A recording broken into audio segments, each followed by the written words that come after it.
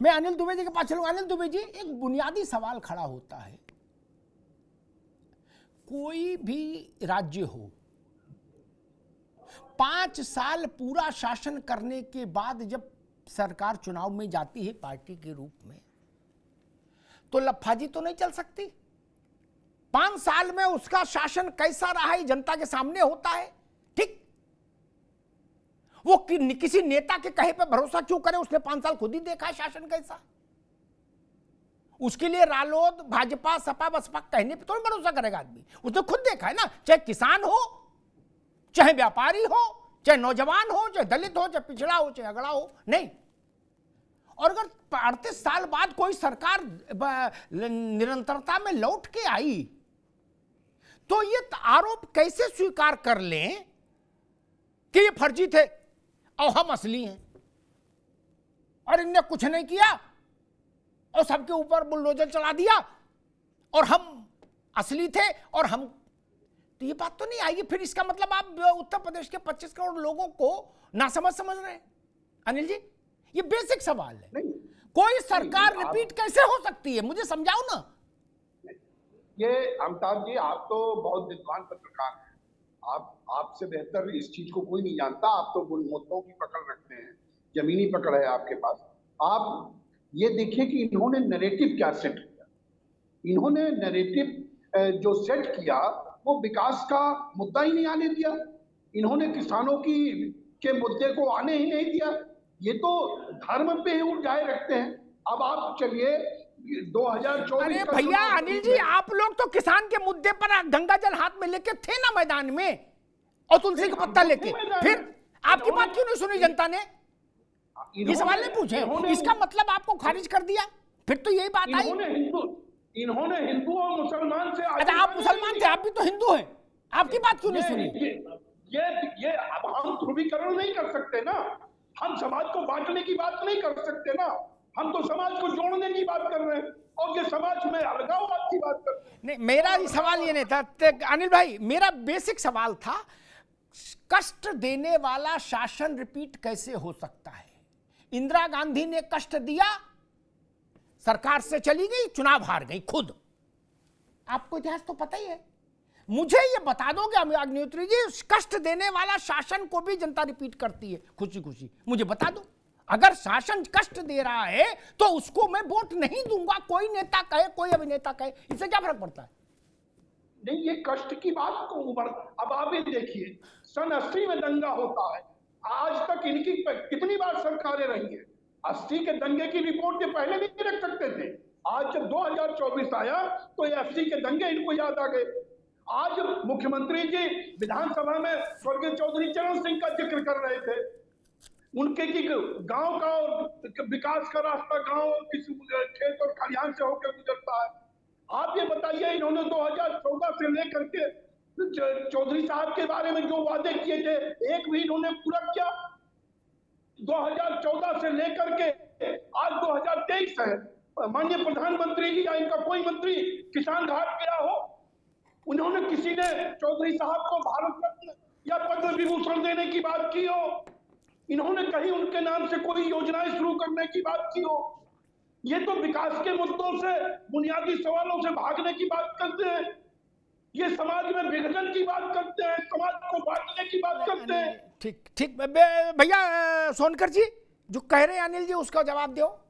वो कह रहे हैं हम लोग असल में सीधे हैं और हम लोग विकास की बात करते हैं, इसलिए चुनाव हार जाते हैं, वो ऐसा कह रहे हैं। देखिए विकास किसने किया, मैं तो यहाँ तक इन्हें ढूंढ पाया, विकास कौन लड़का है जिसको सब कंधे लिए घूम रहे हैं? मैं वही कह रहा हूँ ना, किस मोहल्ले का लड़का है? क्षेत्र के अंदर से हमारे डील सब अपनी कर रहे हो, अपनी डील कर रहे हो, और विकास के माथे डाले दे रहे हो। बोले अग्निहोत्री जी हम तो विकास की बात कर रहे हैं। मैं आज तक ये नहीं समझ पाया विकास है कौन। सोनकर जी देखिए, विकास जो जिस तरीके से बदलता हुआ चुनाव और बदलता हुआ प्रदेश का माहौल है, जो पश्चिम क्षेत्र से की बात अगर हम कर रहे हैं अनिल जी भाई, इनको देखना चाहिए कि मुजफ्फरनगर के दंगों में कैसे लोगों को प्रवृत्त किया गया, कैसे उनके साथ में दंगा कराने वाले लोग मुख्यमंत्री के घर पर जाकर के बिरयानी खा रहे थे। आप ये कैसे? बताइए अरे अनिल भाई अब आई थी, अरे पलायन करने की और झूठी आप खबरें आई थी, किसानों की बात कर रहे हैं, पलायन करने की गन्ना झूठी किसानों का खबरों कितना का प्लान डेवलपमेंट किया किसने गया, किया, झूठी पर्ची और निकली कि आपने नहीं बात निकली? करी थी धर्म की बात की, आपने तो जिस मुजफ्फरनगर पार्टी के से जंगों आपका को पूरे गठबंधन पश्चिमी रहा उत्तर है, प्रदेश में फैलाने जिस का दल से काम आपका किया, गठबंधन रहा और है, हमारे नेता आपको पता चौधरी होगा अजीत सिंह जी ने, उनके राष्ट्रीय सुखदेव सिंह जी ने महासचिव जी समाज में वो क्या नारा भाईचारा कायम लगाते करने हैं, का काम वो किया, नारा लगाते हैं समाज को जय हो हम जोड़ने मुलायम में का लगे श्याम, रहे। हम हवा में अगर उड़ गए हम जय अगर श्री राम। बांटने में लगते तो हम वो तो ये नारा सब चीज लगाते लेके हैं आते, लेकिन रामचरितमानस की हमने चौपाई पर समाज सवाल को खड़ा जोड़ने करते की हैं, बात की, और हमने उसी कभी ध्वनि बांटने की पर बात सवाल नहीं। खड़ा करते हैं, और कैसे समाजवादी पार्टी कार्यालय के बाहर अनुचित शब्दों का प्रयोग करके उन शब्दों का बदनाम जी। करने का प्रयास किया जाता है, तब आप कहां चले जाते हैं।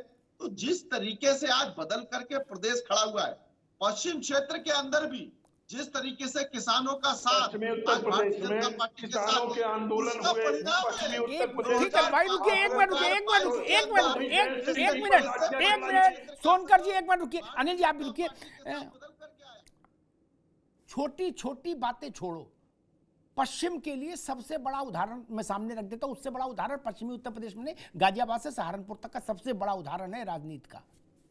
2019 का चुनाव जैनेन्द्र बाबू, लोकसभा का, देश का सबसे मारक क्षमता वाला अलायंस उत्तर प्रदेश में, सपा बसपा आरएलडी, ठीक। अपने घर से लड़े चौधरी साहब अजीत सिंह जी, क्या मुजफ्फरनगर से, और चुनाव हार गए। बात वो भी गरीब की किसान की कह रहे हैं, तो वोट देने क्या जापान से लोग आए थे, आपको वोट क्यों नहीं दिया? इससे बड़ा कोई गठबंधन करोगे क्या? अमिताभ जी, अगर इतने बड़े गठबंधन में भी हार गए भैया, तब फिर कब जीतोगे ये तो बताओ। गांव में बूथ कैप्टनिंग की शिकायत, अरे गजब करते भाई, कैसे जीतोगे वो, कब जीतोगे फिर ये तो बताओ जैनेन्द्र जी। इससे बड़ा अलायंस तो नहीं हो सकता भारत में क्या? रुको भाई दीपक सोनकर, ये मैं समझ नहीं पा रहा। इतने बड़े प्रचंडतम अलायंस, मायावती, मुलायम सिंह, अजीत सिंह एक मंच पर, क्या उसके बाद मुजफ्फरनगर से चौधरी साहब चुनाव हार गए।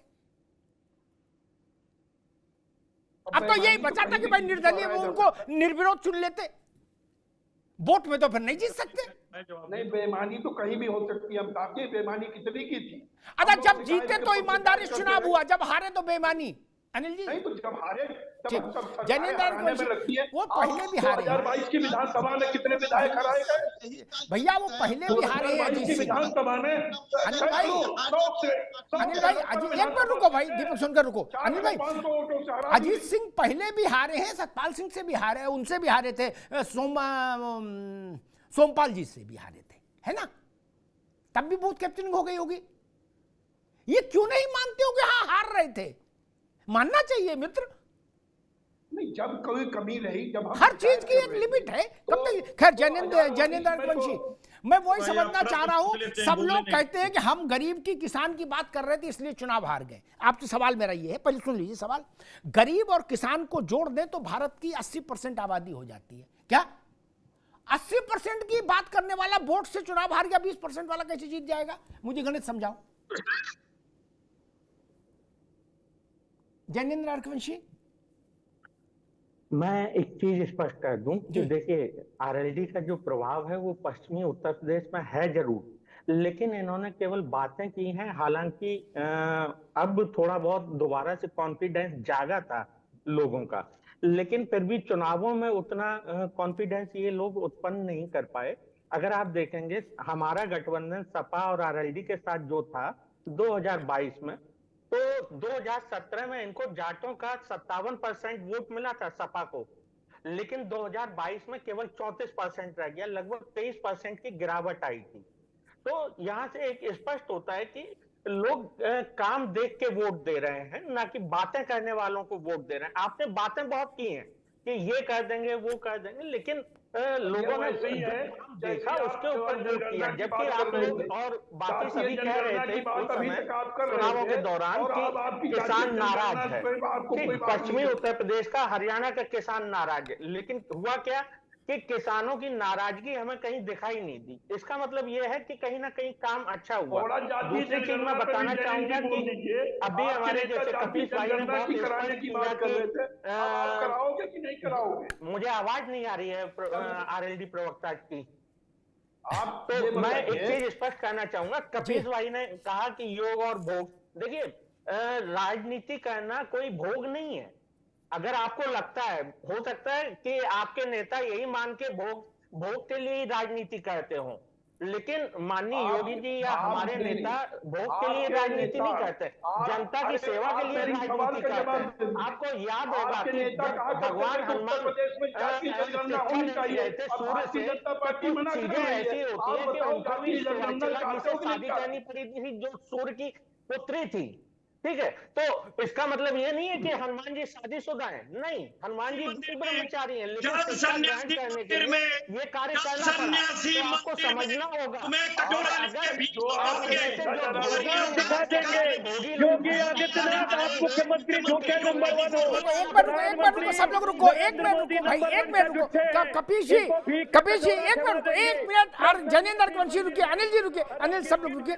मैं समाजवादी पार्टी के मित्र से कहूंगा, राजभर जी पर संभल के बोलो, ठीक? भरोसा नहीं कल फिर नमस्ते करना पड़े तब क्या करोगे, इसलिए उन पर संभल के बोलो, बाकी सब ज्ञान ठीक है। नमस्ते कभी भी करना पड़ सकता है, ध्यान रखना। अरे भाई तो नमस्ते वो करें, हमने तो सम्मान के लिए आजाद। ना ना ना, मैं क्या कह रहा हूं, सपा से मेरी सलाह है, कब वो अखिलेश यादव के साथ मंच पर दिख जाएंगे तो आपको नमस्ते करनी होगी ना, इसलिए राजभर पर प्रधानमंत्री नंबर 1 का झूठा है, मुख्यमंत्री को भिक्षा मंगाएंगे और उसके बाद प्रधानमंत्री जी और हमारे माननीय मुख्यमंत्री जी राजभर साहब के चरणों में लोटन पोटन हुए।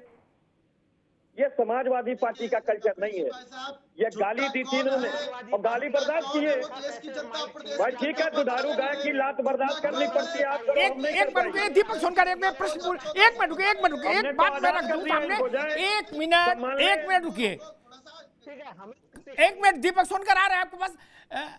जब गठबंधन हुआ था पिछले, एक मिनट आ रहे हैं भाई, आप ही के पास आ रहे हैं दीपक सोनकर, जब गठबंधन हुआ था तो अखिलेश जी ओम प्रकाश राजभर को पलकों पर बैठाए थे। आज कपिल जी करे लोटन पोटन ने, उनकी हैसियत बहुत बड़ी थी क्या, जहां कहां सपा के 6 बार के सांसद और विधायक मंत्री नहीं घुस पाते थे, वहां बगल में बैठते थे, पांव रख के राजभर, ठीक है ना, और कल फिर वही हो जाएगा दोस्त, इसलिए लोटन पोटन मत बोलो, ये राजनीति है बड़ी रपटनी। फिर दीपक सोनकर,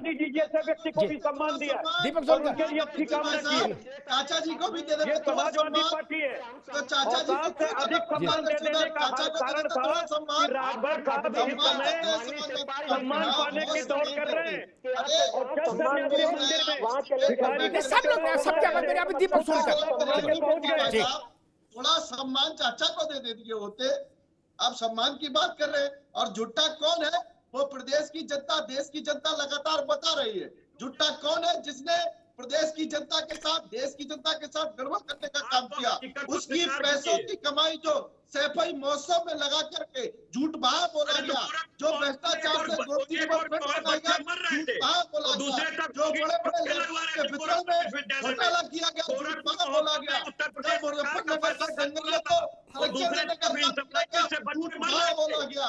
तब जिस तरीके से लगातार मजाक बनाया गया, झूठ बहा बोला गया, जिस तरीके से लगातार जनता को गुमराह करके उनकी मेहनत की कमाइयों को अपने परिवार की झोलियों में भरा गया, झूठ बहा बोला गया। जब जिस तरीके से जनता की गाड़ी कमाई को व्यवस्था में लुटाया गया, झूठ बहा बोला गया। तब आप उसकी बात करते हैं और आप बात करते हैं जिस तरीके से लगातार धर्म और नाम पर लोगों को गुमराह करके, अब वो चलने वाला नहीं है। ठीक है और लगातार उस परफॉर्मेंस के आधार पर 2014 से इसकी जनता का आशीर्वाद ठीक, रुकना होगा, अभी दोनों लोगों को रोकेंगे। मैं एक सवाल अनिल जी से लूंगा। अनिल जी, सारी सैद्धांतिक बातें एक तरफ, बड़ा प्रैक्टिकल प्रश्न है, क्या निकट भविष्य में, चूंकि मेरी समझ ये कहती है अगर अलायंस होना होगा तो राजस्थान के चुनाव से पहले जयंत का अलायंस हो जाएगा भाजपा के साथ, ठीक है ना, क्या आरएलडी और भाजपा के बीच में गठबंधन की समझौते की कोई गुंजाइश है या नहीं, या आप सिरे से खारिज कर रहे हैं कि ना जी कतई नहीं, कतई संभव नहीं? हम इंडिया के साथ जी इंडिया गठबंधन में हम हैं और हमारे नेता चौधरी जयंत सिंह जी बंबई की मीटिंग में भी जा रहे हैं। तीसरी बैठक है बंबई में और इंडिया के साथ मीटिंग में हैं, जाना इंडिया अलग के साथ चीज है। रहेंगे।